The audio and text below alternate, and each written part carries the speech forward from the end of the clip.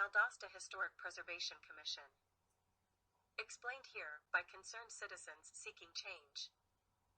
Purpose: the purpose of the Valdosta Historic Preservation Commission is to protect, preserve, and promote the city's historic resources. The Historic Preservation Commission is empowered to regulate the demolition, relocation, or any material change to the exterior of historic resources and non-historic resources located in the Valdosta Local Historic District.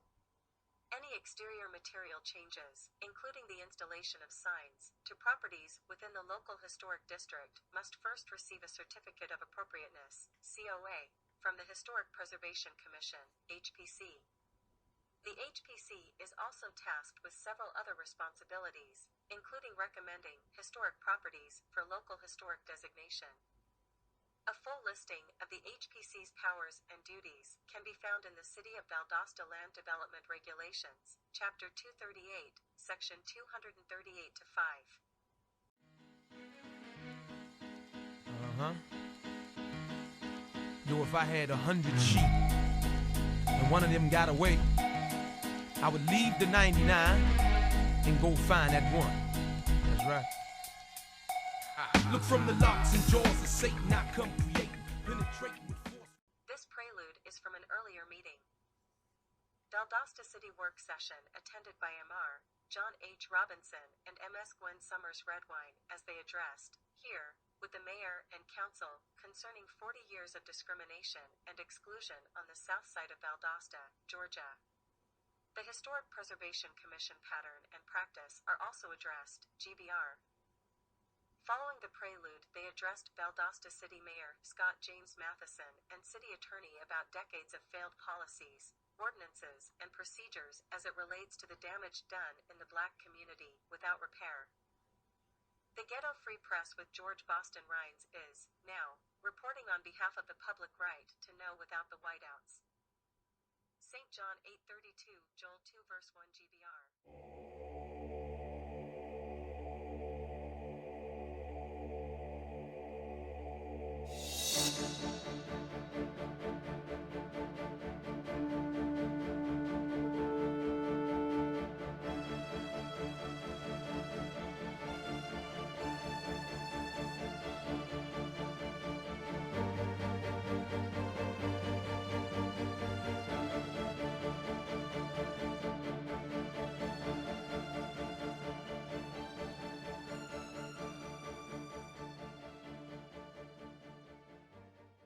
To Ms. Redwine to discuss the issue that she has. But I urge you to please consider the practice of the things that we're asking for and that we want to get done without going into litigation. Thank you, Mr. Robinson. Hello, Ms. Redwine. Hello. How much time do I have, please? All right. Thank you very much. Happy New Year, everybody. Thank you, Reverend Robinson. The 1980 adoption of the Valdosta Historic Preservation Ordinance is one of the most bizarre reoccurrences of segregation ever witnessed in modern-day America. It created the Valdosta Heritage Foundation as its first historic preservation tool. One of the first things that the foundation did was to create the local historic district. And Tina Matthews is going to kind of show photos. But this is the original historic district, which is an empty district. There are no districts in it yet. Everybody has an empty district. And then the second thing the foundation did was to create the Valdosta Commercial District, which was the first district to be housed within the district. Yes. The first district was kind of big, but on the smaller, on this map, I got a big map because people were complaining and saying they couldn't see anything now, so I need to handle. But this is the first district that was included. It is the Valdosta Commercial District. At the time, the district should have included the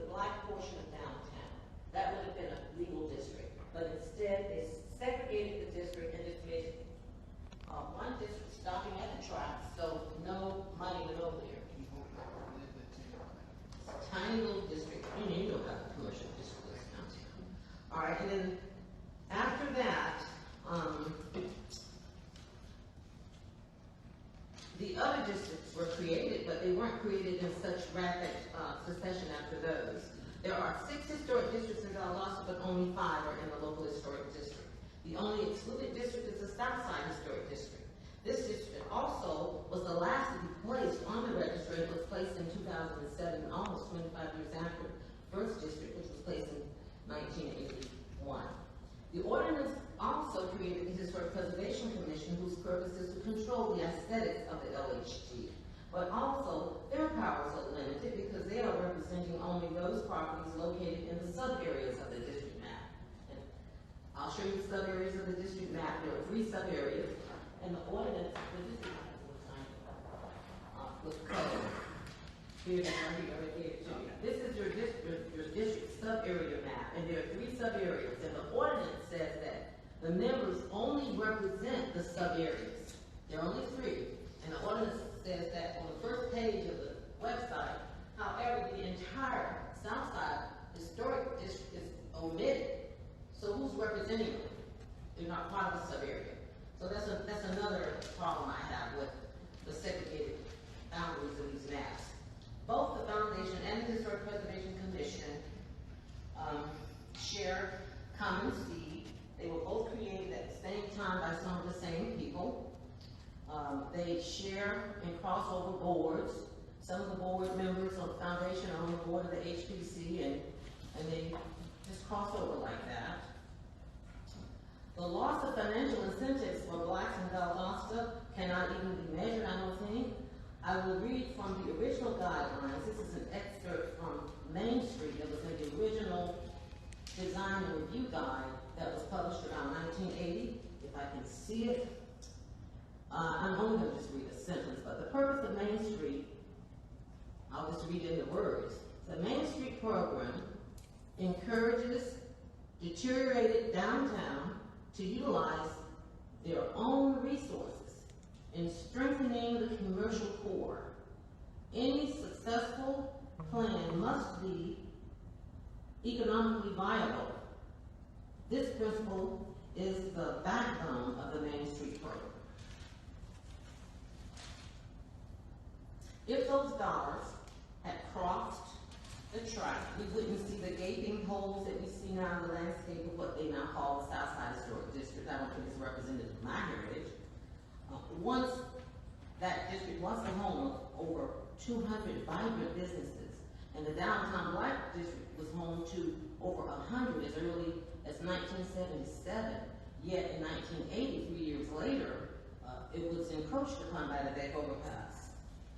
And then when the passage of the historic ordinance was passed, it completely killed the community because no funds flowed into the community after that of any substance.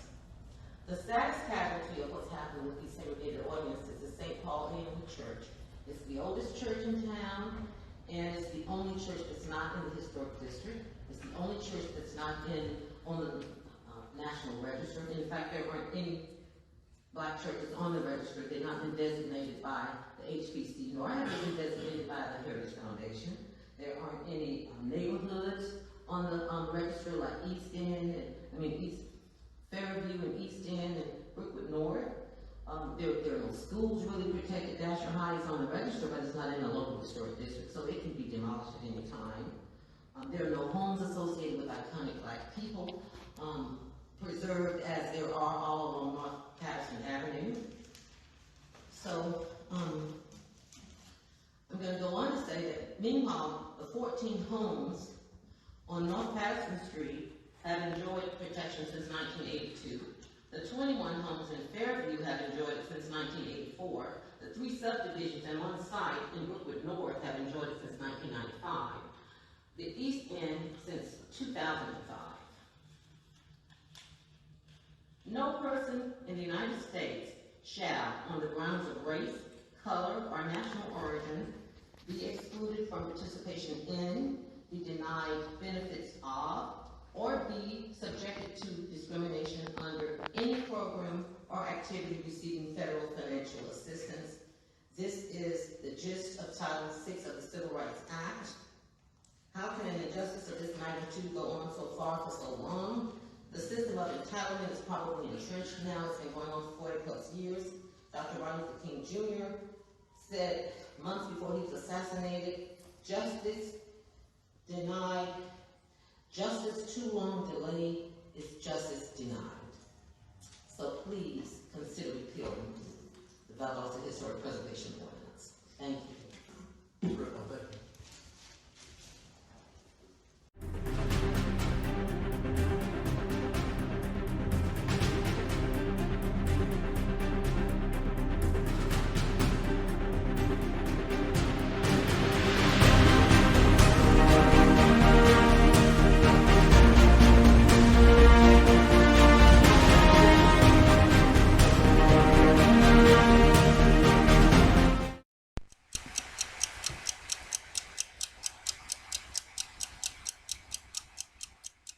Officially at 10:30. Let me shut down the hallway for Richard. Yeah, okay, I mean, we can do that. We can do that. We can do that.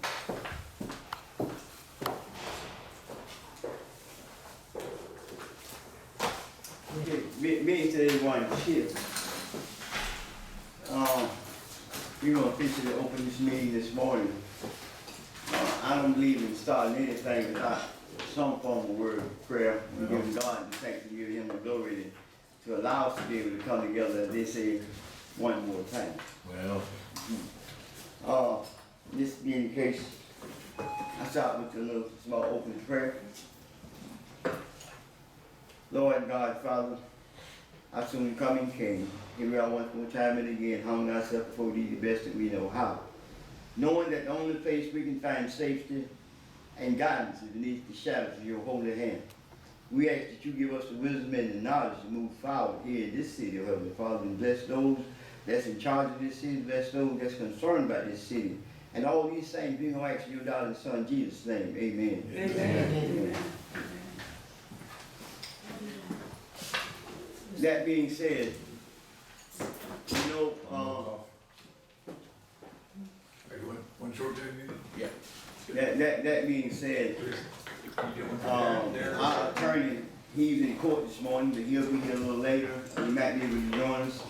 And I told him that what we would do is call in. He may call in. If he do, I'll put him on the intercom until he can arrive here. And Michael Warren is working with us. And I ask that you guys, I request that you have your attorney present today, because some of the things we're going to be discussing is some violent issues pertaining to the progression of the city in behalf of all the people of the city. There's been some discrepancy along the lines as well as understanding the geographics of the city and how things allow it to get the way it is here today. I use the terminology of the Southside, which that's not the appropriate terminology all the time, but I got that from the city's documents itself. And I'm gonna read you something here from that document. It says, Southside neighborhood. The name Southside refers to the entire area south of the railroad tracks in Valdosta that grew to have commercial, civic, and residential viability for African American residents in Valdosta. Modest one-story frame residents are common for the district, and many are resting on concrete block foundations and its original stone brick piers. The Southside neighborhood that is the subject of the neighborhood development plan was split off from the larger original Southside in 1980 and 81 by the construction of the James Beck overpass. Many residents have left the area due to the surging growth and development outside of Valdosta City Center, and many businesses have been eliminated due to the construction of the overpass and the relocation of the CSX railroad tracks, leaving many buildings empty and deteriorating. Many houses have been demolished and many more are marked for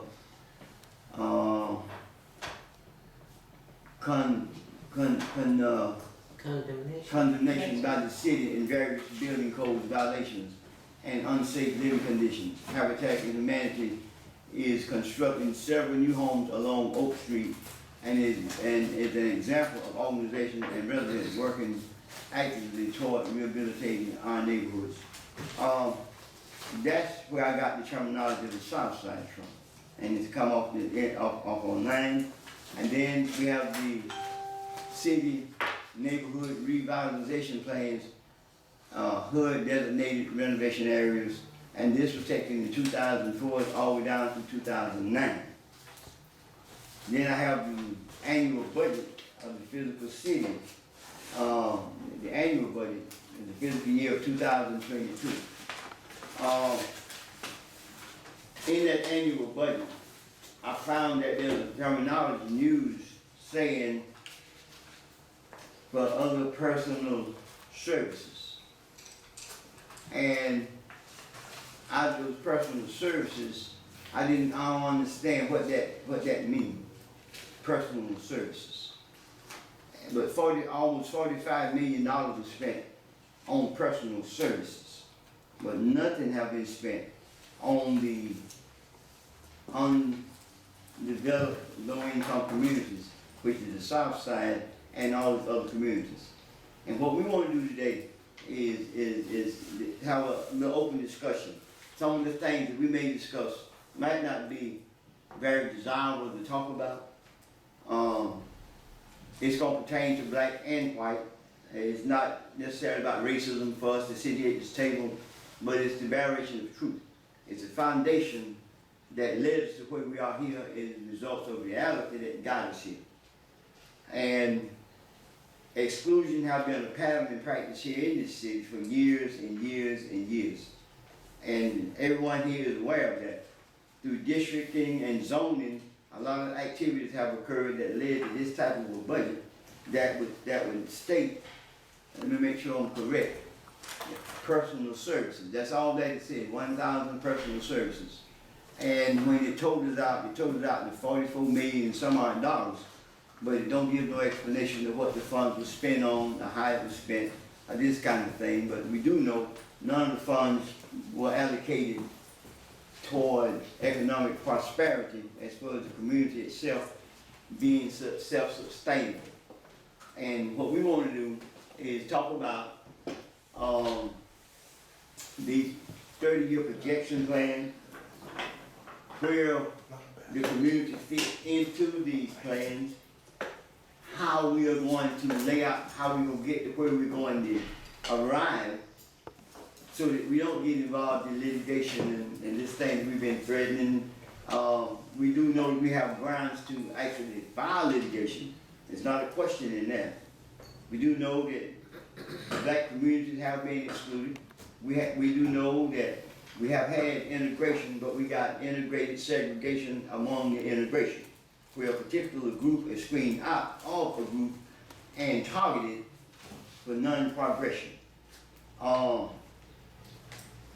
Like I said, it's going to be some undesirable topics that we be able to discuss, but we got to be able to discuss them without having any white fragility or black fragility, so that one feel offended by the remarks that we may be making and discussing. We got to be able to talk about it openly, so we can come to the conclusion of how we're going to arrive to a resolution. That being said, anyone care to comment on where we go or how we going to start?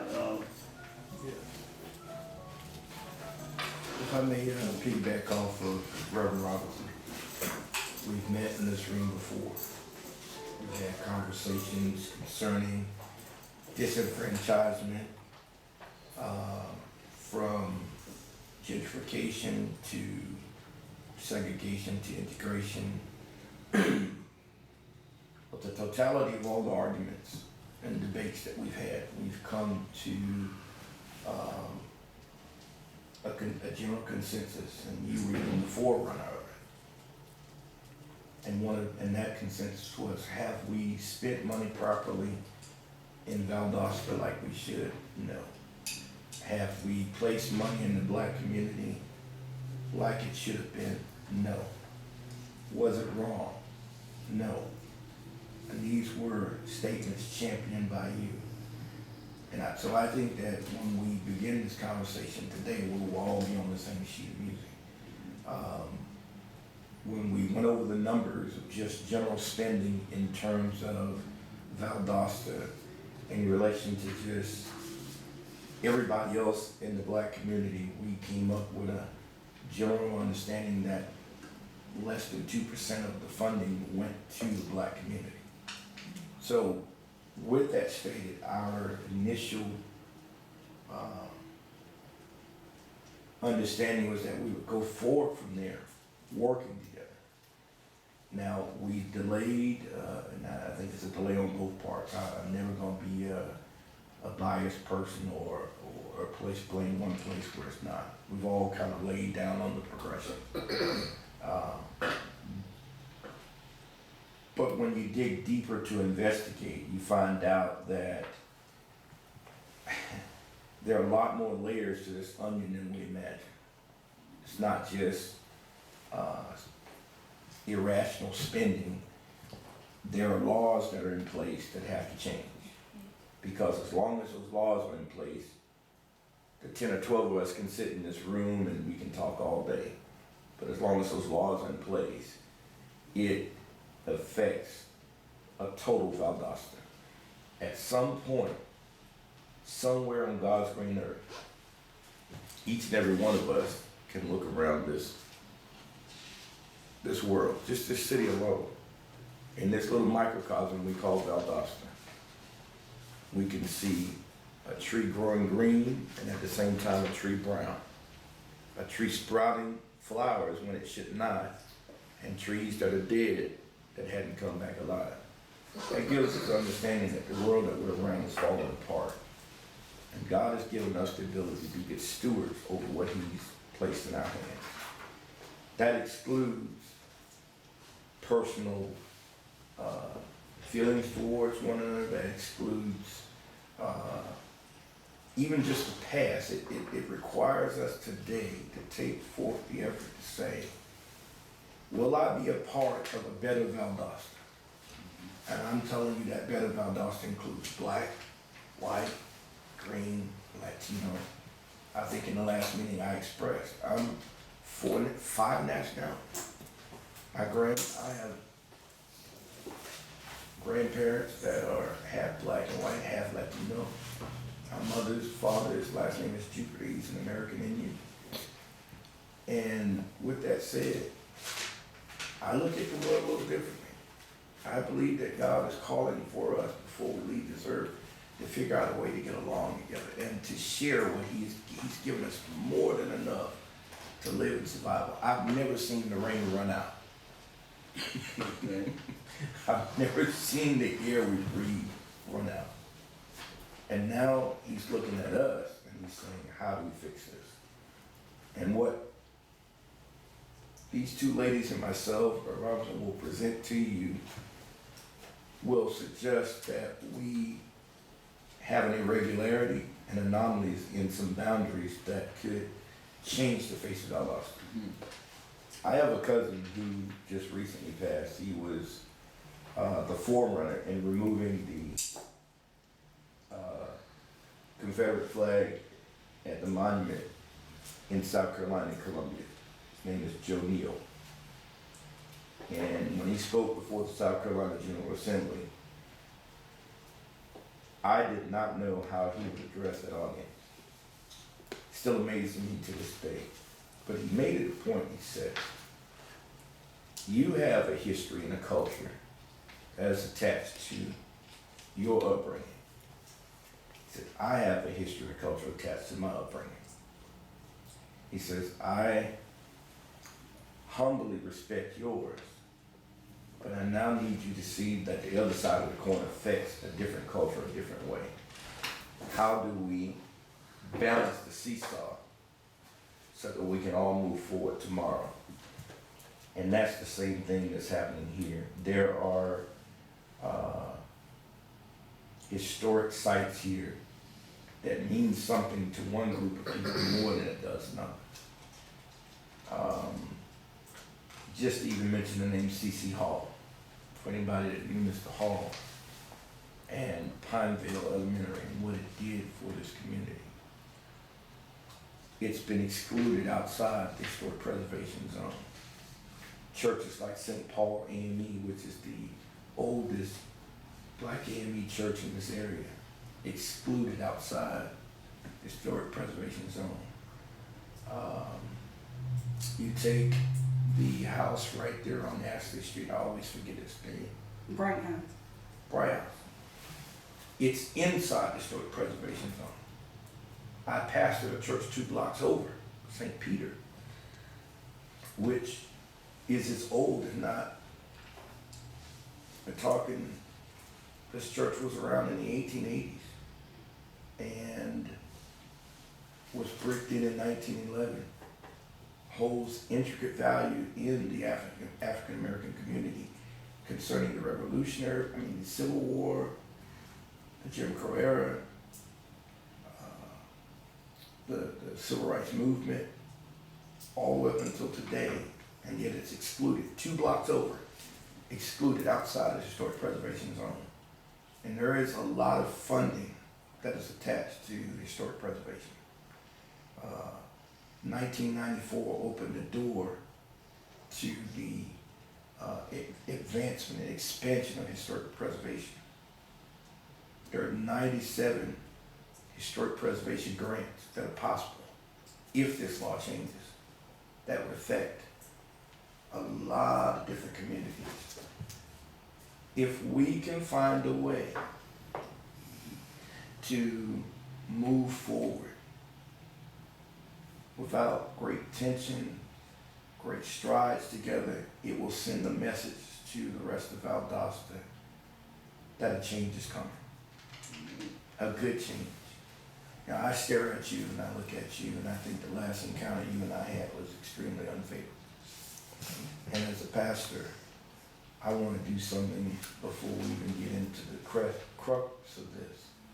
I cannot stand on the pulpit and preach peace, serenity, and forgiveness, regardless of who starts or does not start something.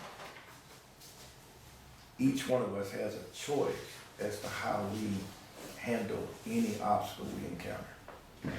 So I want to formally come on camera, apologize to you, ask your forgiveness.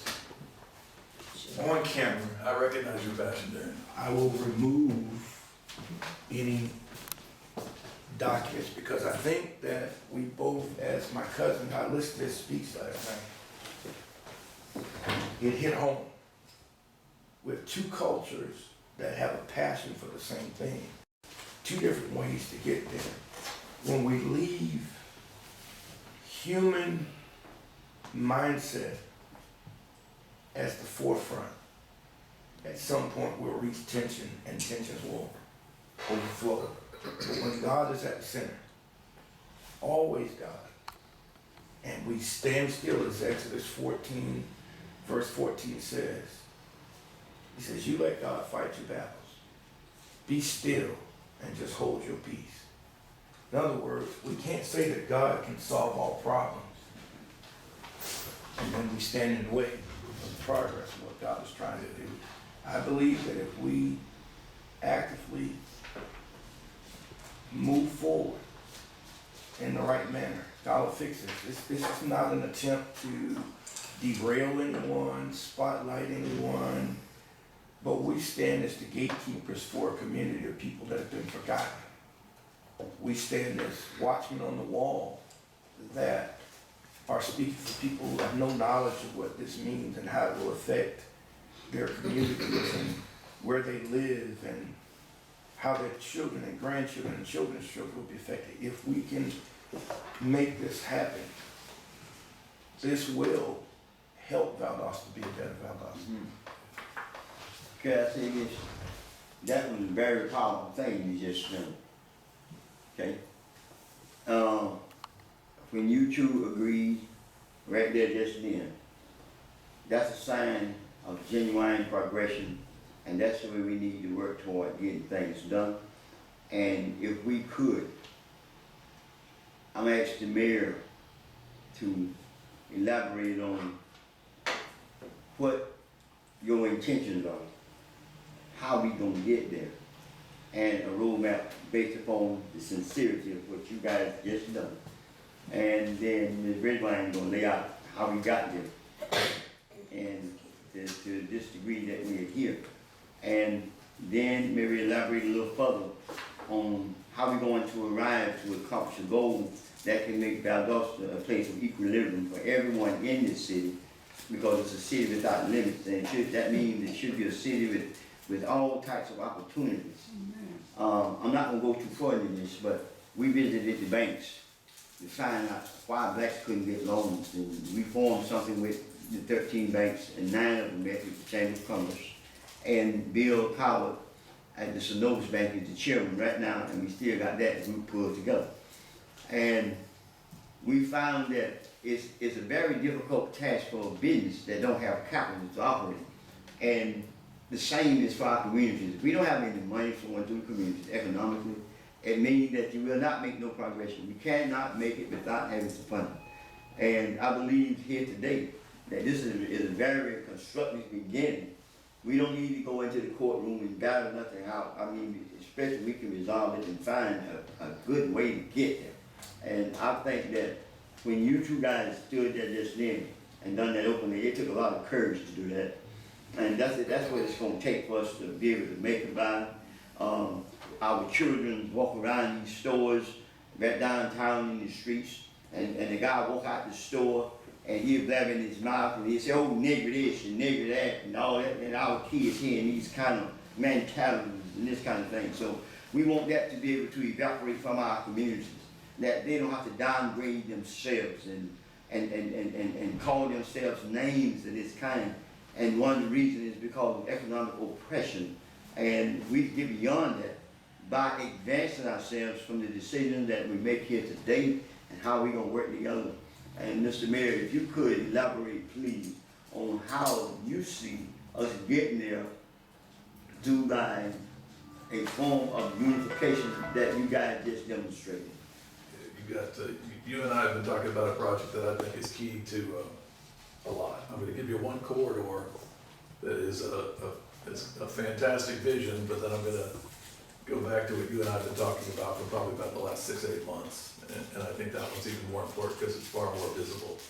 I'll start at the Griffin Avenue corridor, a pretty forgotten corridor that we're going to wake up tomorrow, and at the very head of that corridor, where there's a simple ice machine sitting in a nice sized lot, is going to be a 12,500 foot DG market. It's going to be a nice supermarket at 12,500 square feet. The Georgia Department of Transportation is realigning that entranceway back out into 41 so that traffic can flow into there. There's a sidewalk on that side of the street, which is key. You know, it's a little overgrown. We're taking care of that. On that corridor has long since been an occupational clinic that South Georgia Medical Center funds, but they saw fit in their wisdom, and they fund Partnership Health to over $1 million a year. They move Partnership Health into that same building, so now that becomes access to healthcare. That's a walk-in clinic on that same corridor, on that Griffin Avenue corridor. In this past legislative session, we stuck to one single ask. We got $900,000 brought back for the expansion of Southside Library, because it's less a library and more a community center and a cultural center on there, and you can see that under construction right now. Every dime went back into that so that they could pull matching funds that they had secured. That board is fantastic, and they have a great vision. Sitting right beside them is a 9-acre beautiful park. Peyton Park is a gorgeous park with pond, with bathroom, with facilities, with a ditch and connectivity to that fantastic Southside Library and their mission and their gatherings there. And then that entire old tobacco warehouse property is our favorite new project. And just this week, at the beginning of this week, we had a project management meeting. We have committed $3.4 million of our ARPA funds to a first phase 80 unit, but total on that 26 acres is going to be 280 units of affordable housing. What people now refer to as work-based housing, but it's called rate-adjusted housing, meaning if somebody's got a job and they qualify to move in there, if they're only earning $19,000 or $20,000 a year, then their rental rate comes all the way down. That is a project that'll be managed as well by IDP Properties for 15 years as part of that tax credit world they work in. So it doesn't go turning to blight or disrepair or mismanagement. It will be managed by that company for 15 years and kept it in a beautiful, pristine shape. After that, they're free of the tax credits and a little bit out of our control. We're gonna purchase some of that land with some of that money, and then the rest of that money is gonna start coming back to us for future projects over about a 10-year period of time as well. But we figured that was a very responsible way to approach a very, very large need in this town, which is affordable housing as well. It's gonna be, if you wanna know, close your eyes and know what it's gonna look like, drive out Bemis Road, and there is that Freedom Heights project out there. That gorgeous apartment complex right on Bemis Road is called Freedom Heights, and it's almost gonna look exactly, if not just like that. And there is a waiting list on that is rate adjusted as well. There is a waiting list on that beautiful complex right now, and that's what we're gonna mirror right down here. And believe it or not, they got their eye on the third site down the road as well. But that is gonna be something we figured would transform that corridor. And then when you talk about that corridor, you're only 2 blocks over to Scott Park. And Scott Park 2 summers ago was our largest investment for resurfacing the track and upgrading the facilities on there as well. So it really does take a forgotten corridor that connects to some of the other areas of life in this town and lifts it up. That's a wonderful vision for that entire stretch, because there's 3 nice churches on that stretch of road as well. Again, already some established sidewalk, but the one John and I talk about, I think, is even more important, and that is the James Beck overpass corridor on both sides of that bridge. I just got some disappointing news through OSOP's office, and a lady named, how you doing? And a lady named Anna Cullen that works with them. We were chasing some federal Department of Transportation money that we thought would help with building revitalization. It's only gonna help on that corridor with either foot traffic or some of the roadways you see there. It can only help on transit or transportation or multimodal, which means we could put pedestrian walkways over the railroad track going south, meaning we could do a pedestrian walkway over 41 so that you can go down one corridor and come back up the others, and some road improvement projects. It wasn't the end-all be-all solution we were all hoping. We were hoping we could pull a couple million in design money and about 40 million in revitalization, and that's the wrong pot of money we just ran into that wall. That being said, Anna Cullen and Senator Ossoff are now fully aware, because they both now seen that corridor and that vision, that they are chasing the right pot of money. So please have that same message on that corridor. We can revitalize that with a trade school that we can bring down some of that. Again, think of an impoverished person with a union card is employable for life. So if we can bring a trade school to that corridor, if we can bring the restore down to that corridor, if we can revitalize some of those buildings and make them business incubators, where somebody that doesn't have access to capital can walk right in and start paying rent and doing whatever their entrepreneurial spirit sees fit, cutting hair or otherwise, that would be good use of those buildings. And then I promise you, when you start revitalizing a corridor, you're gonna get private investment as well. You got guys like Big Nick and the rest that would love to put a brew pub and some other businesses down there and an entertainment front that they've already talked about it for years. I just went and met on Friday with the beautiful Williams family and that Koala building. They're in a position now where they got one beautifully restored side, and unfortunately the theater side is propped up by steel poles and crumbling. A good wind would be a danger to that facility. So we're talking about how we might be able to, I can't help a 501c3, but I can help if they separated that property and surplused it to the city, or we can start chasing funds to restore that Liberty Theater and make it a public use space along that same corridor too. Yes, sir? Well, here is something I love when your mind starts spinning, by the way. I haven't been able to sleep the last week, but here's another caveat, and then we'll get to, I think this is a good segue, because 2 nights ago, I have funding that have come out of Houston, Texas through a national corporation that is giving me the ability to host an event on the 25th of February. And it's going to allow citizens to purchase homes who have a terrible credit score. The credit score will be removed. And what they will use as a basis to supplement the credit score will be any person that can show 12 consecutive months of good rental history. that will suffice for the credit score. It will also exclude or remove the restriction of just being placed in dilapidated homes or impoverished neighborhoods. It'll be to move wherever they want to move. It will also encompass stick-built homes, and Section 8 vouchers will also be able to be converted so that they can do purchases. So this is going to be a huge event. I'm going to have a team come in on the 25th. With all of that said, that opens the door to what Reverend Matchett and Sister Red Wine have brought forward. We met about 2 years ago and talked about it and sat down, and she's been doing research and I've been doing research. I think this, what she presents today will open the door to a better Valdosta. It will help generate a whole lot of tourism and revenue, because that's what historic preservation is about. It's a tourism town. This town's built on tourism, and the people who pass through and see what they see. There's got to be something here for them to come and look at.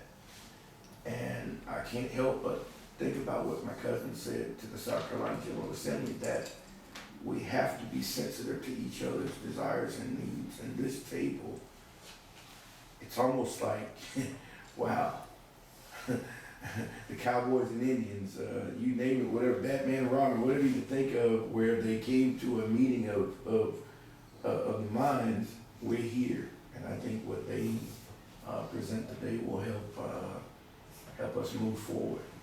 But before she gets started, I do have one question I'd like to ask you. And the city manager there. What do you think about a 0.5% sales tax increase that could be utilized to support the community, that it'll create a funding method that A revitalization fund? yes. I haven't thought about that before. And if we get there, I'll give you full credit. All right. All right, I'd like to talk about the injustice of, or what I perceive to be an injustice that's been going on in Valdosta for the last 43 years. I don't see how we can plan any kind of corridors in Griffin, along that corridor. I don't see how we can do any of that until we get this issue resolved, the local historic district, which has segregated our community for 43 years. This is the map. I've been told the map that I have was not explicit enough. But I don't have to tell you, Mary, you know what the local historic district is, and I know you know, you're an attorney. And I know you know, all right? And you know the boundary line has segregated the south side of Valdosta for over 43 years. And you do know, you should know, and I'm not gonna go into a lot of detail, but this line right here that has excluded the Southside Historic District, it didn't exclude it right away. It excluded it in 2007 when it was created. But it excluded the black part of downtown Valdosta when this district was created, the Valdosta Commercial District. It excluded it really when the ordinance was adopted to create this local historic district. Had you been the city attorney at that meeting when they voted to adopt this, would you have approved that? Would I approve A that? vote of the city council vote to exclude black Valdosta? You know, I thought city attorneys object to votes that are illegal. The reason why that is illegal is because it created the Historical Preservation Commission. The Historic Preservation Commission cannot service this area at all because of the ordinance. So this area has been excluded for 43 years from service by the Historic Preservation Commission, which is under the umbrella of the Department of Historical Preservation, which is under Planning and Zoning. But they excluded this. And I have sub-area maps and all this. I'm kind of jumping ahead because I want y'all to see the injustice. But this is the injustice, this is the line. And policies have been in place since this line was drawn to keep African American property from being preserved for 43 years. I have two packets in here. One is very brief. The second one is very detailed. There are districts that have been created where only one person has homes. It is a tiny district. It is called the Fairview District. It is in Lavender. And it has been managed 43 years. There's only 6 homes in this district. And it's been managed 43 years by the HPC. The HPC and the Valdosta Historic Foundation, which were created by this local historic ordinance, which is illegal, I believe they are worse than the Ku Klux Klan. The policies that they have enforced for the last 43 years have kept black people oppressed for 43 years, oppressed in many ways. This is after the James Beck overpass was constructed, which started around 1980. This is when the local historic district was adopted, 1980. This is when the Historical Preservation Commission was created, 1980. The Valdosta Heritage Foundation was created, 1980. The Central Valdosta Development Authority, all of these entities that were created to support everything within the local historic district were created around that same time. The Beck overpass was the beginning of the destabilization of the black side of town. But it was all of this was all planned. And it has remained that way for 43 years.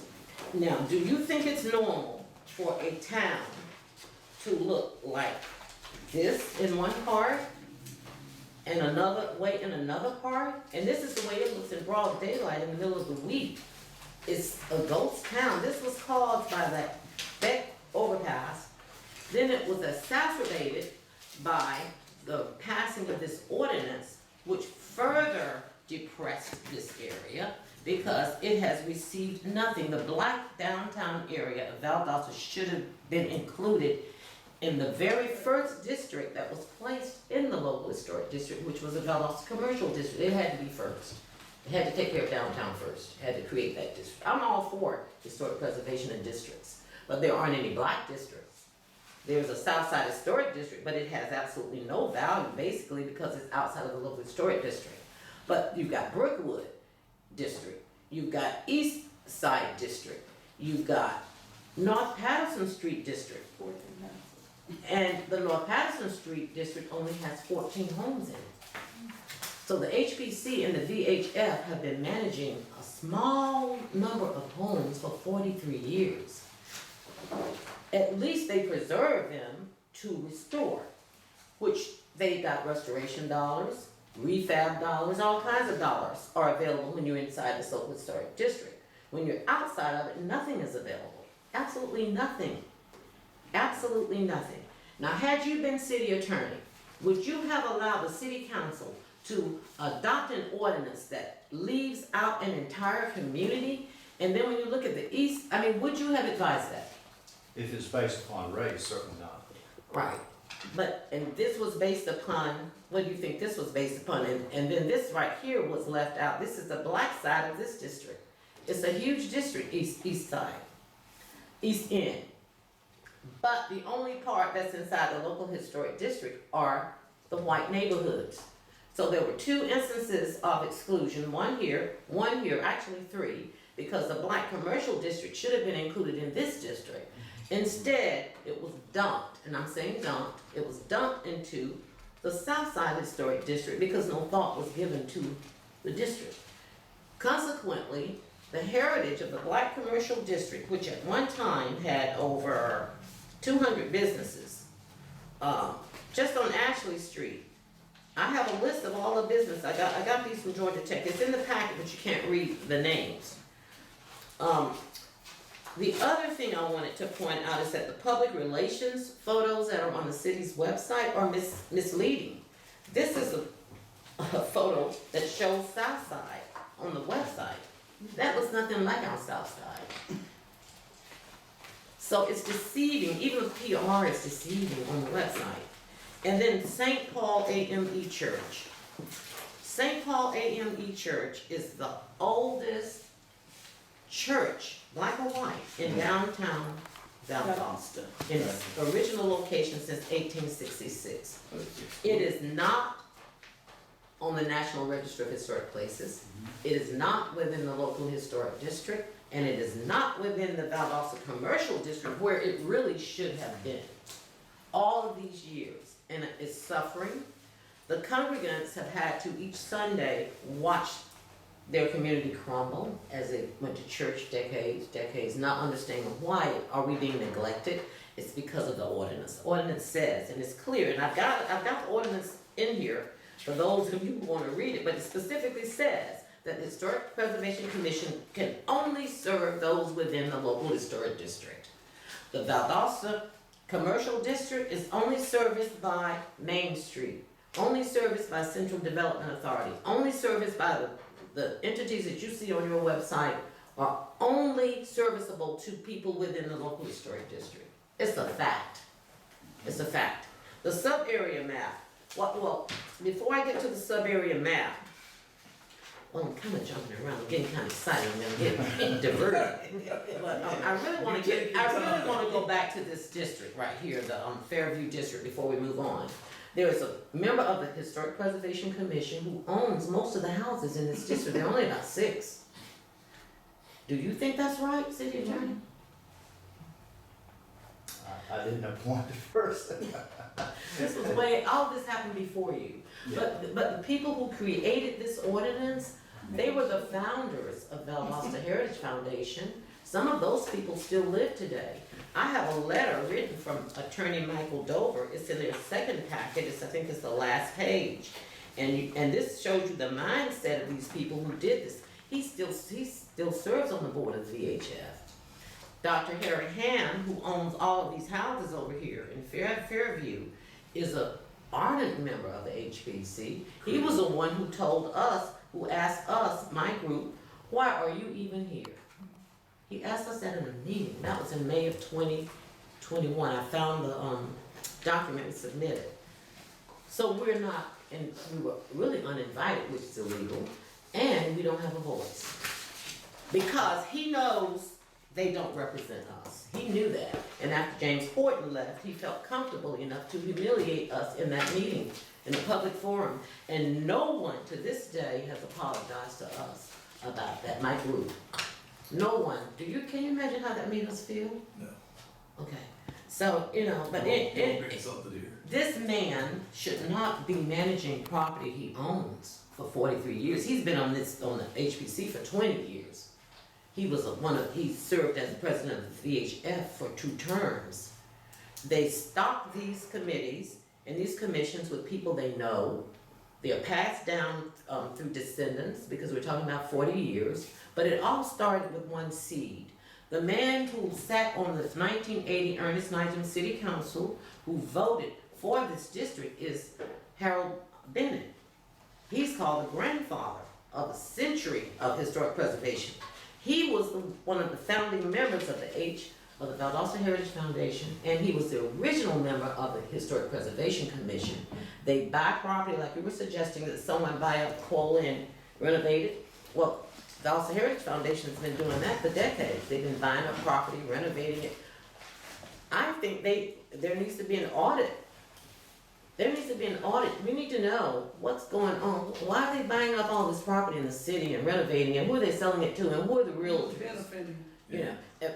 That's another issue, but it's still it's something wrong about that setup. They're working together too closely, and the reason why they are successful at it is because they have support. And I have a list on one of these pages of everybody in Valdosta supports these 2 entities, so they appear to be legal. So let me give you, I'll tell you who I got my shallow knowledge. You got much better depth of knowledge on this. Sonny Bicker's giving a pretty good history lesson on a lot of this too. On the designation, good news is it can be moved, it can be realigned, it can be expanded or shrunk. But on a local or a federal designation, if you'll watch, and I watched many of them downtown. I had my building downtown for 12 years, right there on Penny's Alley. I had the building that had the gym downstairs, my radio station upstairs. You can't change a thing. You can't change what? You have to follow the biggest. To be outside that zone is to have the freedom to prepare your house as you see fit. to dry your roof, to change a window, to be inside that district is to change only the window that historically as it was first put up on that house, or an archway in an opening to a business as it was seen. But there's a lot more restriction to certain designations than others. Whichever way you guys want to go, I'm sure that we can get there. I think that But remember some of the undue burden you would be putting on people. that's not an undue burden. Why is it, and I've heard that argument before, it's not true. It's really not I'm true. for whatever But the Crescent, you want. cannot expect a home on the south side of town to look like the Crescent. Okay, Well, you can't impose those architectural features on a home that's out of its context. That's the problem with the local historic district. It's antiquated. Yeah, they want it in its. I've read the review and design guidelines of what they want. want it in context, not out of context. All right, okay, well, let me ask you this then. Do you think this is in context? Let's look at the sub-area map. And you can change it. Sonny Vickers really didn't know a lot about historic preservation. But this is a sub-area map, and he didn't know a lot about how people think in the community. He represented a small segment of the people in the community. Not everyone thought like him. We're from different backgrounds. We're not all the same. I get it. And Just I'm a red- not going to Steve or before you get to that, to help. But let me just try to explain the sub-area map and explain to you why this needs to be changed. Do you see that little green little spot right there in this First of all, the historic preservation can only represent 3 sub-areas. Southside is out. So they can't even represent Southside based on their own ordinance. The ordinance is faulty. It's created a lot of problems. It's discriminated against a lot of people for decades. It's illegal. The sub-area map even says HPC cannot service outside these sub-areas. There's only 3. This one, shaded in green. This one shaded in purple. This one shaded in yellow. But this one over here is not even really a true sub-area because there's nothing in it except Fairview, which is a high-style architectural category. What's over here? Who's managing? And that should even be shaded.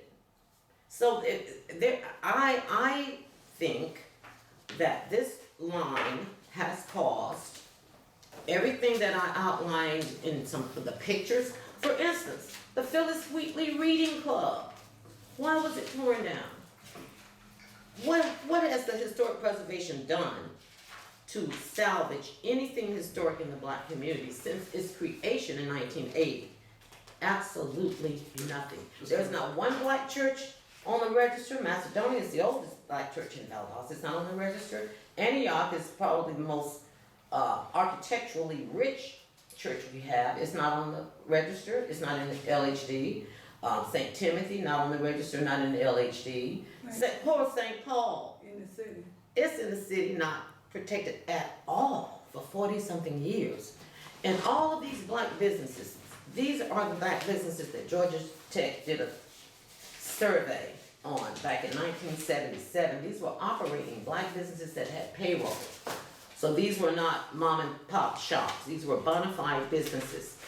I have them listed in here, but it's kind of hard to read. I'm sorry. Just a red line, before you expand the argument beyond where the mayor was, I want to go back and readdress something that you stated about changing the window. From a businessman standpoint, I can understand that. Well, I don't want to, I got to go through all these hoops to change a window because of historic preservation. It's not true. If we were in a regular facility, fine. But the whole point of historic preservation, of course, we all know, is to preserve the essence of what the town's history, what it originally looked like, monuments that should not be erased. To go back and place what Sister Redwine is saying, the totality of what we're here for, is several things happen. If she had not expressed the 200 businesses that were in town, including a Black bank, no one it's not written anywhere in history. No one would ever know it. And it takes one culture and says, look at this building, look at this building, look at that building. All of those buildings right there are historically preserved. At the same time, you take, what was that house again on Ashley? I always forget. That's my family house, No, 511. no, that big white house where they do all the weddings and Crescent. Oh, the Crescent. The Crescent.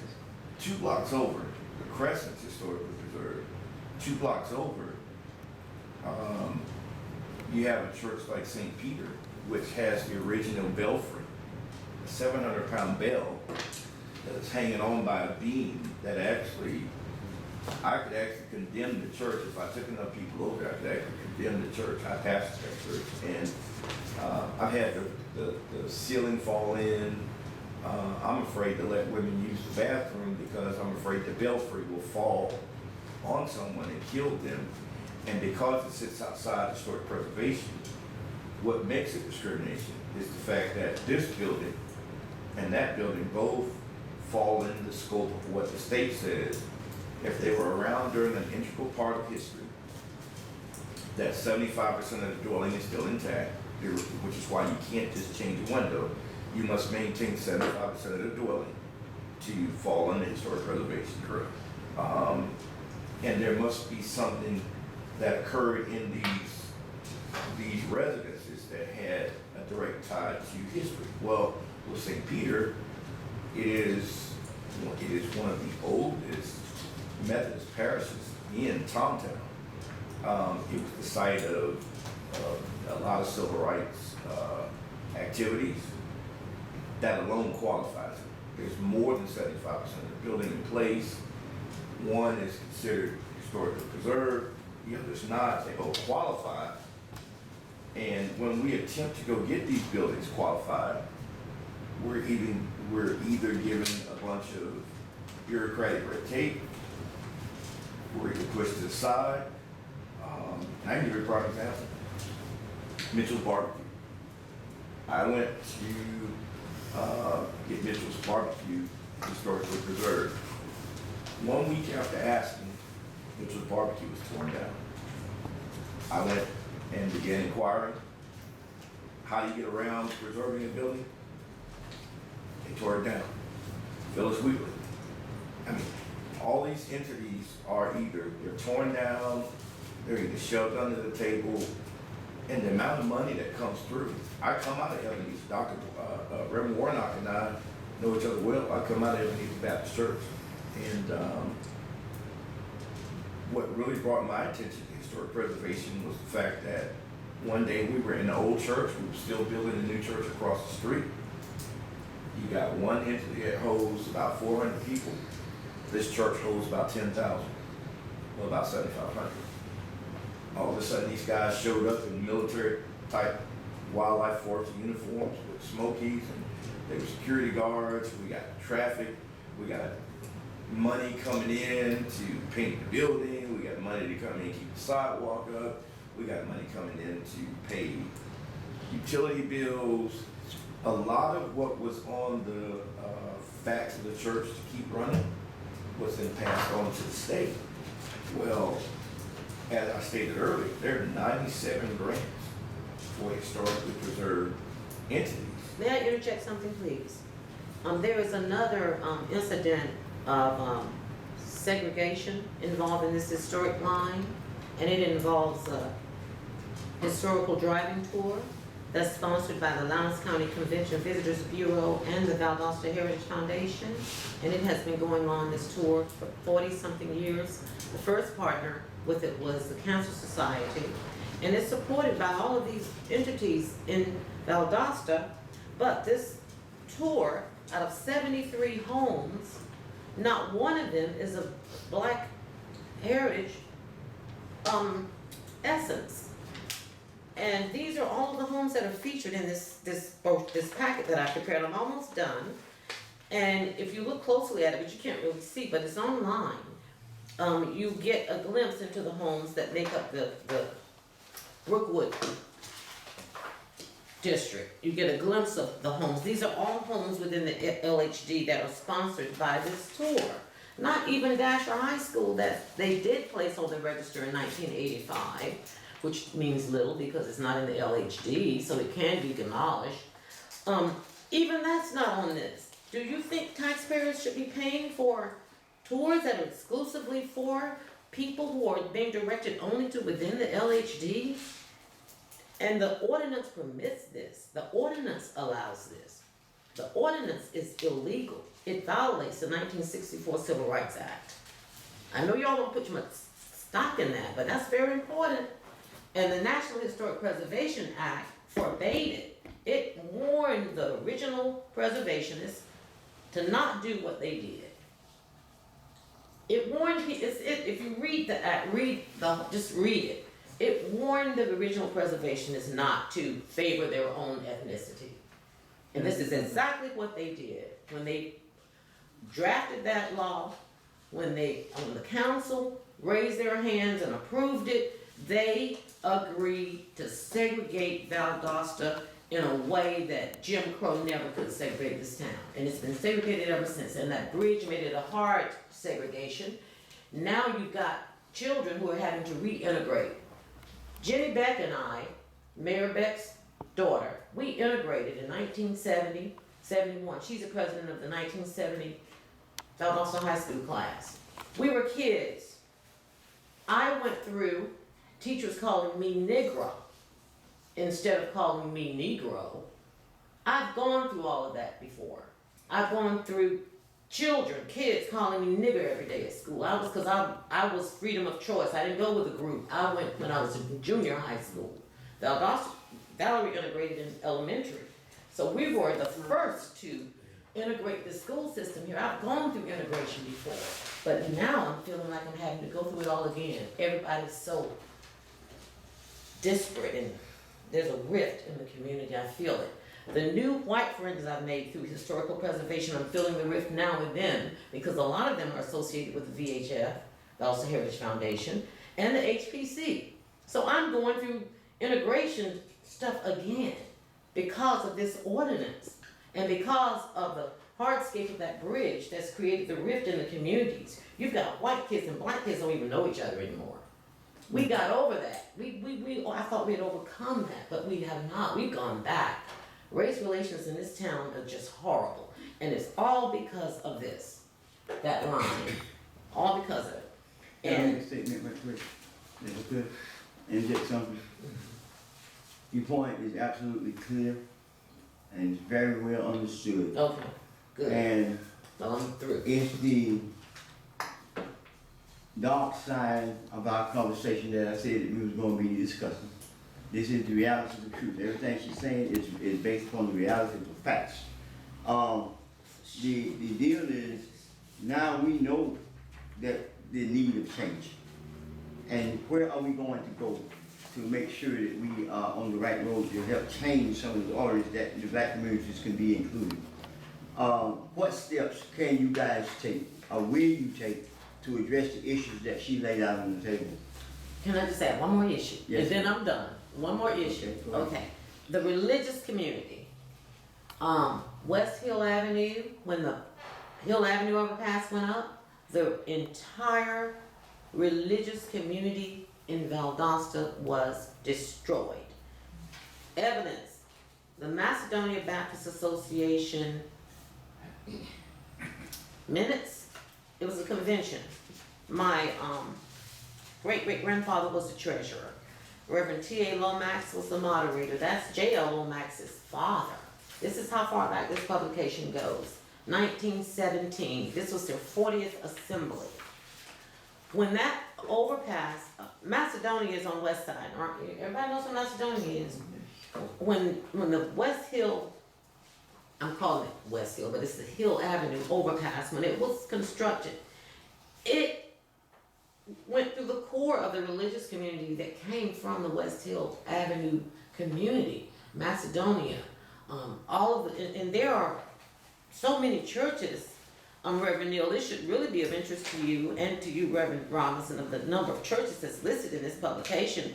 40 years ago, and this was published in 1917, and that entire community of religious history has been basically wiped out because of the Hill Street overpass. And the question the question, why these overpasses always going in black neighborhoods, and why those two, the one in the back, destroyed the commercial community, and the hill destroyed the intellectual and the religious community. And only one white company got what benefited from being displaced, and that was somebody you mentioned in your interview, got $2 million. So the furniture company received $2 million for being displaced. So every business on that corridor got paid. They got an original settlement. It was the furniture company that went back and sued for more against G.B.R. They sued G.B.R. and won about $1 million more, I believe, just shy of $1 million more. They thought it affected their business more than they were compensated. One attorney represented up both sides, got them a fair settlement, and that bunch came back and said that wasn't a fair settlement, so they asked for more. Well, what do you think about? I was about to be chosen on I was sitting in the jury pool. A guy named Dick Rocky was the foreman of the thing. He got picked. I did not get picked. I never get picked. But I sat there and listened. They actually, in just jury selection, they actually argued the case right in front of us. Judge corrected them about 5 times, but that bunch's claim was they wanted more than they were first originally compensated. Well, I want you all to read. I know you're not going to read all of this, but if you read this religious publication, you will see they had accounting. This was 1917, and these people were intelligent people. They were well-read people. They were literate. They had charities. They were very active, and all of that's dissipated, more or less. Some of you may recognize some names in these churches. I don't know. And the last thing I want to say, Reverend Robinson, and then I'm going to have the mayor talk all he wants to you and to us. Well, I wanted to, we thought this was important that the MLK statue, I'm not really sure how it was funded, but it is outside of the local historic district. But Martin Luther King was an integrationist. He believed in people, black and white, working together. And he is standing in one of the most integrated, one of the most segregated towns in the South. And that's Valdosta, Georgia. That obelisk and that monument in that park is absolutely beautiful. We just gotta connect it. Okay. We gotta get there because it's also the most underutilized park in town. It's not inviting. It is gorgeous. We take great care of it. It is pristine, but it is just, we gotta connect everybody to it, so. And also the street, because I heard you say something about Big Nick. I'm over there. I'm in the business over there. My family house is right there by the park, which was built in 1891. That's still a nice looking stretch. 1897, yeah. So that whole area, we want to see that area come back. It was businesses on that street. And so, and I talked to Nick about maybe we could come and besides the 2 funeral homes that's on there, the business is back on that street. He even looked there and he even looked at Mitchell's. Big Nick went down to look at the Mitchell's property. Right, that was torn down next to my, He couldn't make it work. So, Well, the monument itself needs to have the fountain, nothing else, the fountain turned back on. It's been off forever and a day. The whole point that makes the fountain, is, or the monument, is the fountain. Now, the reason that we came to you, and the argument may seem a little dissected, the crux of this argument is when the Historic Preservation Commission was put together, it may not have been done by you, but it's done by the mayor. And then the city council has to approve it. And then that council surveys the city. So while you weren't the mayor, we're making you culpable now by saying whoever originally started this, because I wasn't here, I've only been here about 20 years now, but whoever did this, when they started it, used the segregated eye to determine boundary lines, to determine which buildings would be involved, and they knew that based on both city funding, state and federal funding, that monies would have to go to these entities. Well, by creating a zigzag zone and excluding black entities, more money goes to non-black, I won't even say white, non-black entities, and eventually they're erased. So now, it's an opportunity to make Valdosta a viable city. This is not just about preservation, but it also extends into the longevity of the city, the lifeline of the city. Because, let me tell you, a college kid graduates from Valdosta State University, goes through an undergrad program, and his first endeavors are to leave, his first thought process, leave Valdosta and go wherever else. When I moved here, that same train year, I ran that train. I was an engineer at the time, worked with CSX. And I subsequently went to management. Sitting around the table doing the same thing, jaw-jacking about how we would run the train lines. And our headway was always Valdosta. We tried to run Amtrak east and west from Folkestone all the way to Tallahassee, and Valdosta always stood in the way. We tried to run a line from Athens to Atlanta to Macon, Macon to Valdosta, and Valdosta always stood in the way. It was always Valdosta. I never could understand why. Weren't we supposed to be Disney World as well? What's that? So, didn't Disney first look here? It looked here, and it's always been Valdosta. I think that's like. And the concept is we don't want a corporate structure tearing down, but it's inevitable. And by helping this, now when I moved here and I started looking at the cost of living, initially I thought, oh well, I'm living in Gwinnett. Surely the cost of living in little Valdosta has to be less than Gwinnett. And then I go prove the cost of living, and you're only 7% behind Atlanta currently. And I thought, what makes this area a tourist area? There's nothing for me to see other than Okefenokee Swamp and Wild Adventures. Why is it 7%? And then I started looking at the real estate market and who controlled the town, and families controlled the town. Everybody in this town is a cousin or a nephew, and nepotism was involved. The bottom line is, for this city to survive, and with the number of people that move here, that aren't from here, that don't look like us, there are a host of people who move here with the mindset to retire. There's gotta be something here for them to do, and how we fix that is we make this town lucrative for all people. All people. And this is a hidden back door that does not seem like it matters. It wouldn't matter to a lot of people when we bring this conversation up. But the amount of money, there are two entities in which money comes through in a town in which we ignore. The school district is one. That is the largest budget in any town. Period, by far. Tourism and historic preservation is a backdoor entity in which money's being channeled back and forth that no one ever looks at, because most people think, well, I ain't got no property that needs to be historically preserved. And a lot of folk don't know that some of the properties they're living on are historic sites, but they've never gone to do any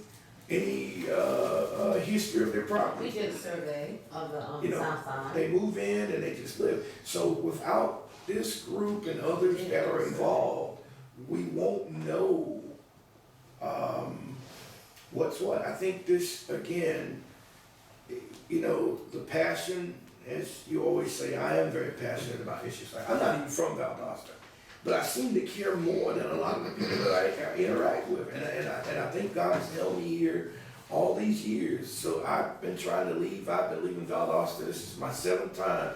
And yet he said, nope, and I'm still here. 20 years later, here I am. And I can't help but fight for the people, all people of Valdosta. And this right here would help raise the morale. I was a part of the St. Paul AME staff at the time when we had the general conference back in, probably 2011, 2012. And I think we spent about $153,000 to remodel the church just because we couldn't get any funding anywhere else. We, out of pocket, had to come up with about $153,000 to put down new hardwood floors. Each one of those chandeliers we put up, I think, cost about $4,000. I didn't get that. We took the church in the hole, just by remodeling for the conference, because had we been a historically preserved facility, We gotta have funding. we would have gotten the funding. And so when I go, and and you know, the crazy thing about it is, me and my white counterparts that are pastors around town, we talk a different talk. I got buddies right now, pastor friend of mine in equipment. We share a lot of time together. He needed money for Equipment Church of God. They're getting a basketball gym built. They're getting whatever. My office at the church might be as big as, might be 5 feet by 5 feet. You know, it's the difference between night and day. And we, not in an adversarial manner, not in an angry manner, if we with a good godly eye take a look at the numbers, it's just like this town. If a financial analyst looked at this town, took the color off each section of town, and looked at the spending, they'd say, well, why was almost 90% of funding spent over here and the rest of the town excluded? What made this so different? And you'd have to come looking. So that's why I said it's got to be a total, it's got to be all of us saying we actively really want to move Valdosta forward without any underlying currents that would bias us in the way we handle it. You raised a good question. Why hasn't anyone noticed, and why is everybody silent? Someone has noticed in 43 years that no money has crossed the tracks to the Southside. Someone has noticed that. Somebody with the State Historic Preservation Office has noticed it. Somebody in the city has noticed it. Somebody at Main Street has noticed it. In all these decades, someone has noticed the disparity. But why is everybody silent? I think it's because everybody is benefiting, except for the people who are outside this district. And so it behooves them to be quiet and not say anything. Some of those organizations are the city council, who rubber stamp everything that HPC recommends. They rubber stamp, don't question. The Valdosta Heritage Foundation comes up with designations for the historic preservation local historic district. No one ever questions them and asks why. Nothing is going over here across the track. No one ever asks why things aren't going to other places. I'm sure there are other areas, but this is the biggest area that was affected. But I believe Central Downtown Development Authority is a supporter of this ordinance. The Downtown Development Authority, I think they're the same thing. The Merchants Association may not be around anymore, but at one time they were. The Lowndes County Convention Visitors and Bureau, they're behind all of this ordinance stuff. They know this is wrong. In 40 years, you have to know it's wrong, Mayor. I keep looking at you because you just seem like you're so interested. I'm not gonna get some. Oh, I'm through. I'm really I through. can get some. I'm gonna stand up. All right. Okay. Yes, sir. I need to stand up anyway. Okay. We all realize the facts laid out on the table, Okay. been presented very, very well and uniquely. But regardless of what we found, we know that none of us was there at this time when these decisions were made. I'm gonna demonstrate something here. I'm gonna take one step. Okay? I can't change nothing behind that step. But what we can do is make certain that we do positive things and here follow. Mr. Mayor and Mr. Attorney, before we close out, and I knew George was gonna say something, but before we close out, I would like for you to explain to us where we go from here to prevent litigation and this kind of thing. And on a positive note, based upon what you heard here today and was laid out, that were presented in court on the actual facts that the communities have been excluded. It wasn't did by any of us in this room, but we do know it happened. And the only way we're gonna make progression is confront it the way it needs to be confronted. And by the way, by Mr. Hardy sitting in the seat he's sitting in as a historic moment for the city of Valdosta for 160 years. Total exclusion. For 160 years. It took this long to have a black city manager. And we'll congratulate you for the position that you're in, and we're hoping that you be elected in for the full doing it. And understanding the perspective of what you've been presenting here today. Look at unifying it for, as the Constitution says, we the people not just an integrated group. So that we can bring changes like Pastor Neil was saying, that she laid out here today. It's an ugly truth, but the truth of the matter is it's true, and we do need to make the changes.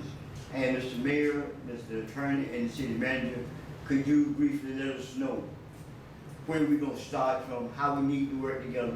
And I want you to know that we want somebody from the People Tribune, from the NAACP, to be on some of these boards that you're putting together.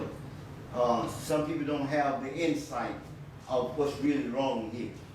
Some people don't have the open mind to hear the word nigger, hear the word cracker disposed and being spoken of in such a blunt and open manner.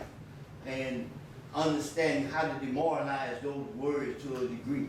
Understand when you see a man walking down the street with his pants hanging down, people that walk around that have to comb their hair, people that looking at it in a degraded fashion, but yet they got a college education, but they done adapted this scenario of life that it really don't matter because they don't give a D about how things really work because they don't feel that they have an equal opportunity regardless of what the changes may be.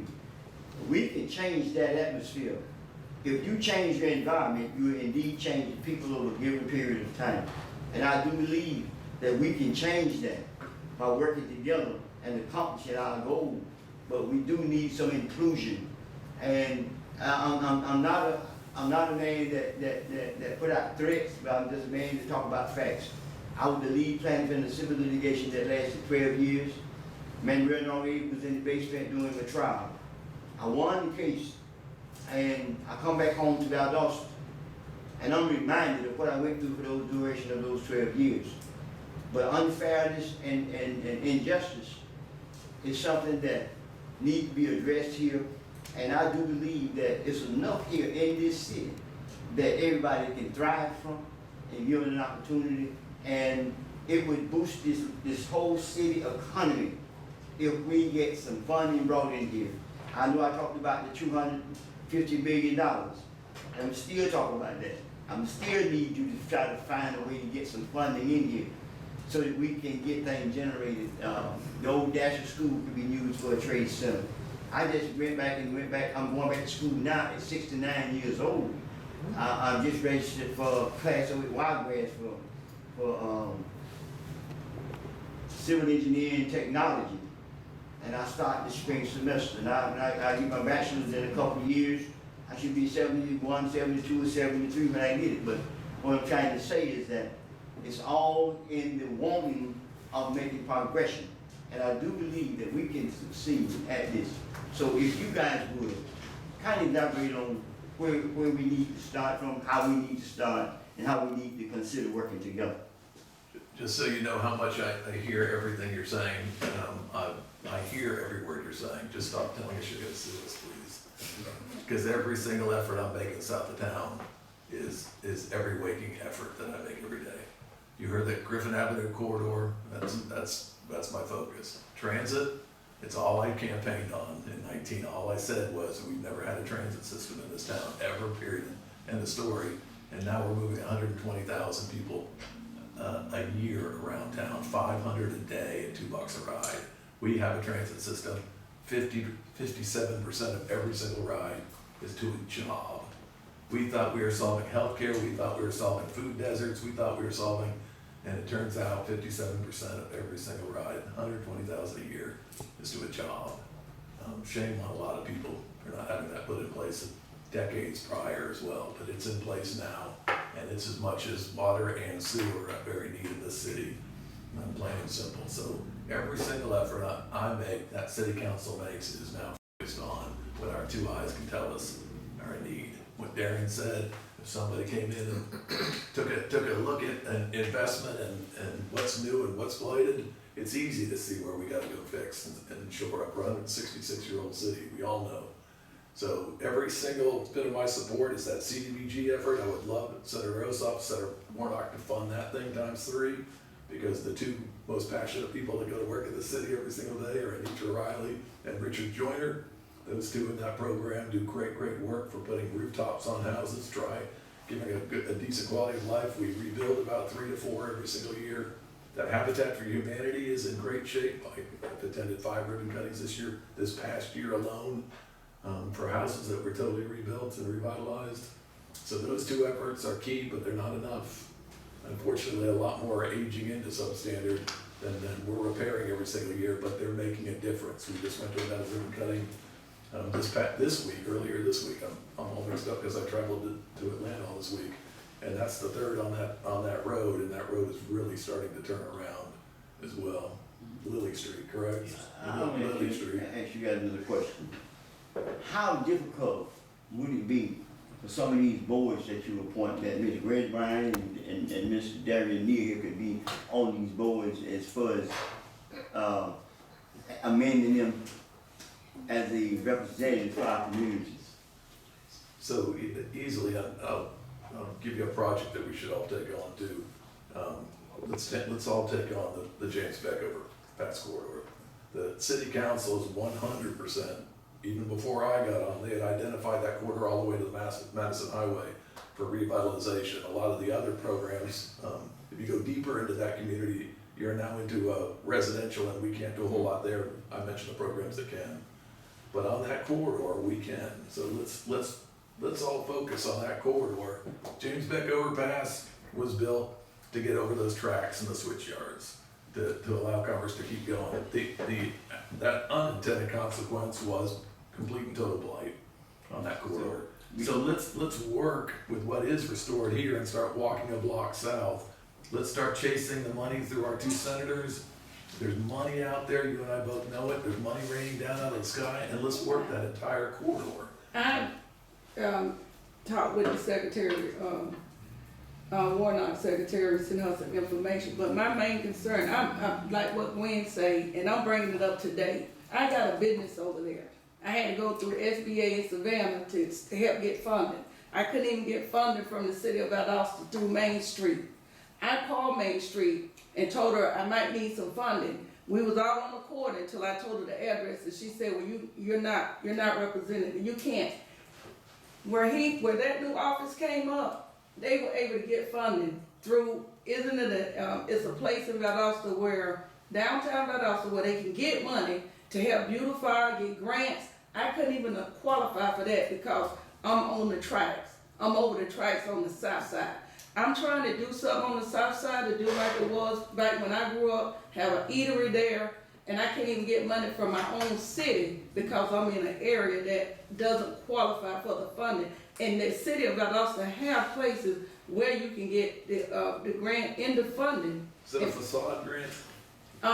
That and also, even if I had to get a loan, I didn't qualify because of being across the track. That's what we're talking about. That's probably why a lot of people don't build or do anything over there because they can't even get funding like the city can. Well, it's not probably, it's intended, so Yeah. Every bit of my loan is SBA as well, so you're suffering like I'm suffering because SBA goes up 2.25 above mine. They do. You and I are getting But- killed right now. Yeah, and like I say, still, you still need funding though. Yeah, And it, just like all those businesses outside there are able to, a lot of them survive because they have a place set up for them to be able to get, the money at a low interest rate and maybe get tax incentives. So the lines could be redrawn, those are not something that is insurmountable, and let us come to you, let us work that corridor, all of us work that corridor. Right. And then when you say, where could you be included, there's gonna be a design phase, so everybody needs to be sitting on that design phase to talk about how it should look, how it should walk. The Main Street program is discriminatory. It's in the ordinance. I have it in the packet, page 9 of the smaller package. It can only service those within the LHD. That's the law. That's in the ordinance. If you look at the corridor that we're taking on, that we're talking about taking on, that streetscape project of 28 years ago, when they were trying to decide whether to take a plow to the downtown or that first level streetscape, you'll see it extends past those shut down businesses and dilapidated buildings. You'll see that sidewalk and that same banner and pole segment was extended to there, and we stopped. I want to go back let's start it. I want to go back and address something that has been the topic of conversation in Valdosta for quite some time. What do we do to stop the crime rate? Oh my God. Unlike what we can sit here and filibuster all day. Let's come back, opportunity, obviously. But what's happening right now, the young generation that says, look, you're not gonna give me anything, I'm gonna take what I want. And when I tell you that I just stopped 2 nights ago, this is a 12-year-old boy. This is one kid that I just scraped up off the ground. Here is just 2 nights ago, a 12-year-old kid shoplifting at 3 a.m. in the morning. If you look at my time on it, 3:59 in the morning, 12-year-old kid shoplifting. And he's got on gang paraphernalia. What he didn't know is I recognize gang paraphernalia because I'm an ex-narcotics officer out of Charleston, South Carolina. And I start talking to this young kid, and he's brought up out of his house. And I said, well, why would you go to, what made you go to CVS of all places? Guess because it's open. To steal 3 teas, 2 candy bars, and a bag of chips. I know your parents. You got a good mother who works. Got a stepfather who does good for you. He said, well, yeah, you're right. So where are they? Oh, they're at home asleep. Did they know you left? No, they turned their cell phones on vibrate so they wouldn't ring. We've been calling their parents all night long, couldn't get them. The bottom line is, and I don't want to exclude a big entity sitting in the room. I thought about it as I look over at it. It's Sister Bradley. She runs Southside. Southside, from its inception, has taken kids. They all know her as Mama. I don't know about anybody else in the neighborhood, but the neighborhood I grew up in, I had a mother and a grandmother, but there was always a big mama in every neighborhood that looked after everybody. That's her over in the corner right there. Whenever when I first moved here, the reason we have such a connectivity, such a kinship, there's a nexus between the two of us. I came to town and I was looking to help some other kids. And I couldn't for the life of me find milk crates in town. Somebody said, well, go to Southside. I go to Southside, and she hands me about 20 crates, and I connected them together and made shoe racks and toy racks. And since that time, my heart has bled for her because she is basically feeding folk, other people's children. Now, I talk to her children and grandchildren. She got them helping her feed other people's children in the community, all for mere pennies. And I know the city's giving her a little bit of money here, a little bit there, but that's the spark. How do we stop this crime? All of what we're talking about right here. If you can bring some money back to your area so that everybody can thrive, then we can make more Southside rec centers. We can get her better and bigger than what she's got. I mean, right now, let's call it what it is. That's a raggedy behind building. She's doing what, and I know her daddy's house well. He's sitting right beside the church I was assistant pastor in. And that church serves as a place where everybody used to come by the block and stop by and see Mr. Bryant. We've got to keep those. How do you make a town better? Is you refortify those people who help make the town. You know, and that's going to stop crime. Because this kid was just one kid we were able to stop. And I thank God for the VPD and the way we handled it. The guy who was there with me refused to prosecute. VPD came in and said, look, we're not going to push anything, but we will have to deal with the curfew issue because it is a violation. It will and he does need to fall because he needs to know there's a consequence. Any kid with no sense of consequence will live through life thinking they can do anything. Right? So he needed to get that curfew violation. He needed to feel the pinch of what it means to get in trouble. But I guarantee 20 years from now, he's going to be a kid telling the same story I'm telling, that somebody saved me on a corner one day. And all I'm saying is, this has got to go beyond just black, white, money. You got to say, okay, people are getting shot daily around this town. And the age limit is getting lower and lower. The number of people dying is increasing. The crime rate is beyond, police officers don't even want to stay in the town and work anymore. As soon as they hire here, they go to another agency. We are a bleeding cyst that has to figure out how to stop the bleeding. And that's to figure out how to make it lucrative. I mean, I give it credit. I gotta give credit where credit's due. What these ladies and gentlemen are making driving the Valdosta on the man, I ride that thing every day. I told this hard, I go out and ride on purpose. I go out and ride on purpose. Because guess what? There are some anomalies that need to be fixed. You're not seeing me beating your dog and emailing. I'm directly connected with him and saying, hey, look, this is wrong. When I said, hey, this van was in for repairs and it's back out with bad brakes. When I called him, boom, van pulled out of service and it's back in with a new van. You know, this driver had an issue with another driver. Call, hey, look, straighten out. That's the kind of relationship that us leaders in this room ought to be able to have, is to pick up the phone and say, hey, Mr. Mayor, I got this going on. Hey, see so-and-so. Just do that. This is the start. This is the start. Josh Harvey Clements called me asking for help to get a football team started on. Well, We sent Joe Brownlee and the Georgia Power Bunch down there to see if we could get the lights done. well, Southside is kind of in a unique position in that we do serve people from all over the Valdosta, not just the people in that community back when it was first started. So we have to look out for everyone. What the mission of the organization is to provide behavior guidance to youth through education and recreation. That was the original mission. We've since learned that we can't just take care of the kids, we have to take care of the whole family. Yes. To make a long story short, in the past few years we have received some funding. There's some things that we still need to do. Have a lot of improvements that can be made. But the Southside Recreation Center belongs to the Southside community, and that's what we fought so hard to keep. These new buildings, some of the progresses that you all have made, it means a lot to you, but we don't see where we fit into that picture.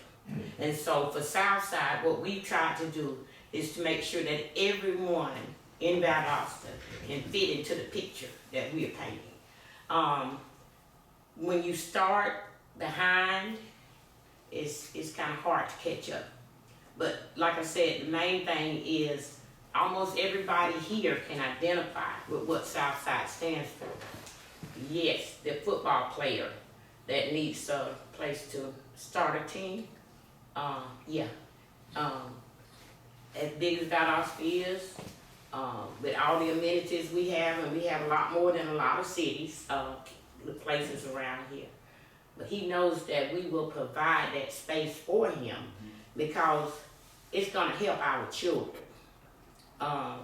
What's wrong with the crime and some of the stuff that's going on in Valdosta, not just Valdosta, but community programs and people who care. Can't throw money at it, you gotta throw this at it. We had a program for 12 years that served what was considered to be the worst kids in town. We had 90% of those kids that did not return to the juvenile justice system because of the work that we did with them. So what I would like to see, and I know this is not my group, and I'm here because Southside, and I think we need to clarify that because I think sometimes we forget. Southside Recreation Center is what I represent. There is a Southside. A lot of people that's considered Southside community, a lot of people get that mixed up. But what I would like to see is for someone to recognize that there are still children who need to be saved. There's still a lot we can do, and not worry about where they live. Okay. I would like for somebody to look forward to see. Now, a few years ago, the city of Valdosta with splash monies built the boys club up here that you see. It was built, and I listened to Larry Hanson, who's a very good friend of mine, say that they finally realized that the best thing the city could do was provide the building for them to operate and let them operate the program. We've not had that luxury. We've had to fight to maintain ownership of the community center, simply because we want our children, when they look at who's leading them, who's guiding them, in some places they see people that look like them. So we've not had that luxury. We've had to be afraid of being able to maintain the ownership of the control of the facility, so that we can teach what we feel like we need to teach to the children. But I would just like to see someone that says, hey, I want to be a Southside, in spite of all that it has gone through since 1964, is a successful organization. And I say that because I understand we operate under the same standards and guidelines that every other recreation center or boys club or whatever operates under. We maintain integrity with those programs, and those programs are already researched, and we know that if we follow those programs with fidelity, that it will work. And that's how we work that program, where we had, like I said, 98% of the children who came to us through that program did not return to Judge Elby and the juvenile justice system. So we are successful, and I would like to think that somebody else would like to get on board and be part of the success that's gone on for almost 60 years.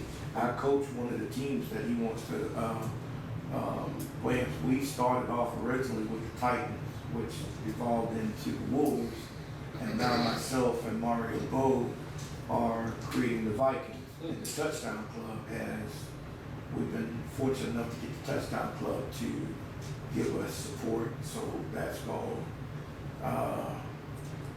Clint Parker's got the feeder team for the Wildcats. We got the feeder team for Lounge, and we provide a place for kids. And I mean, it's more than just coaching football. I got guys that got autism, guys with Asperger's, guys that have all kind of disorders, and just taking coaching to a whole nother level, but we're keeping them off the street. And that was one of the suggestions we made to his parents, that instead of jail, it was good that we caught him. Now he's got to come play football with us. And when I get done bear crawling this behind up and down that field, he gonna wish he had never shoplifted and see. Well, let me get back to you later right quickly, because you mentioned the football player in Georgia Power. Georgia Power did fund, provide a grant for Southside. We got $35,000. We earmarked that for a new roof for the building, an air conditioning system, additional air conditioning system, and the other monies that were left over was to be used for the pool. So there's no money from Georgia Power to do anything with the baseball field. Yeah, no, I was telling him to dig up a new pot of money. Huh? I was telling Joe to dig up a new pot of money. Well, yeah, but he's done it in, I want a lot of misconceptions are out there, because people think that there's a lot more money to go. How can we help you with the playground equipment? Because it just disturbs me every time I see playground equipment that got rust and dilapidated. How do we help you with that? Because I mean, kids want to, us kids, when I was a kid, we play on anything. I swing from a tree, it doesn't matter if it was a tree, a bush, but to beautify it, to give it a better, defense. We'll get together and talk about that, I think. Okay, can I ask a question? I respect time, and I'm not gonna be long, because that's not playing on my nature. Is anybody else who haven't spoken would like to say anything, Bob, or anybody? What about you, sister? Okay. All I want to say is that I think it was a productive meeting, and I just appreciate all the work everybody's doing. And we've been in this almost an hour and 45 minutes, and I'm ready to go. And but I just would like to say to the mayor, I received a call at 10:01 last night from KJ's father, and he asked me, I told him about this meeting, he already knew we was having this meeting. So I told him that I would ask you, he want to meet with you at some point, and the two of you could sit down and talk. And I think he wanted publicly, he wanted to share, but I know you ain't got no control over the county, but that's what he asked me to, so I'm just asking you if you would. I have him to call you, I'll give you his phone number, y'all. Yeah, I talked in 2019, and the shame is that we haven't sat down in 3 years. Okay. Well, anyway, he asked me to ask you that, so I'm asking you that, and a couple of things I want to ask. Today we've been here long enough, and I'm ready to go. I want to ask you. That being said, I'd like to say this. We thank you guys for coming out and meeting with us. And need the name of the committee that's going to be over that corridor. And we'd like to have Ms. Rachel, Ms. Redwine, and Mr. Darius Neal, and perhaps Mr. Bob Elders on that committee that can help us with that corridor. And let us know how they can get on there immediately. So that committee doesn't need to happen until we identify money. Let's go find money. Okay. Let's lean on Senators Warnock and Ossoff, and their office is willing to help. They now are aware of this, so let's get money, and then we'll form how to spend the money. How about that? That'll work. Let's go find it. Let's go find it. It's about $40 million. You talking about Southside? Which one? Yes, ma'am. Martin Luther King era? The whole area. Okay, that's what I'm talking about. Because we're just trying to figure out why it is 2023, we still got areas and they ain't got sidewalks, and I'm like, my God. And About to lose my mind. We're gonna go, George. Yeah. Thank you, everybody. Very all right, much. thanks. And that note being said, we open with prayer. And Brother Neil, can you close us out with something? Yes, bless.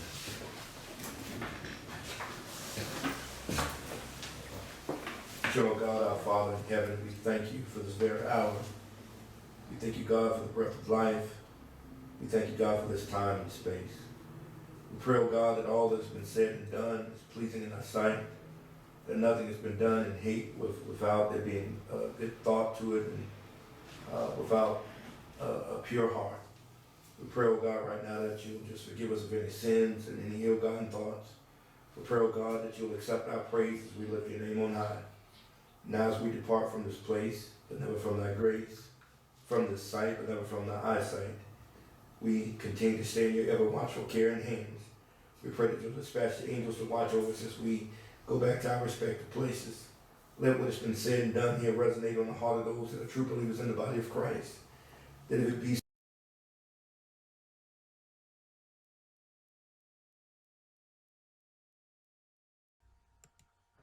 A special thanks to all participants at this historic meeting. On behalf of moving our beloved city forward, and to God be the glory. Mr. John H. Robinson, Ms. Gwen Summers Redwine, Ms. Rachel Braswell, Mr. Darren Michael Neal, Ms. Valerie Ford, Ms. Tina Mache, Catherine Harris, Mr. Bob Elders. A special thanks to our elected mayor, Scott James Matheson, interim city manager Richard Hardy, and city attorney Timothy M. Tanner. Moreover, we ask that you share this video with friends, family, members, enemies, and others across the web after watching. I am George Boston Rhines of the Ghetto Free Press, and I approve this truth for you and the world in times like these. St. John 8:32, Joel 2 verse 1. G.B.R.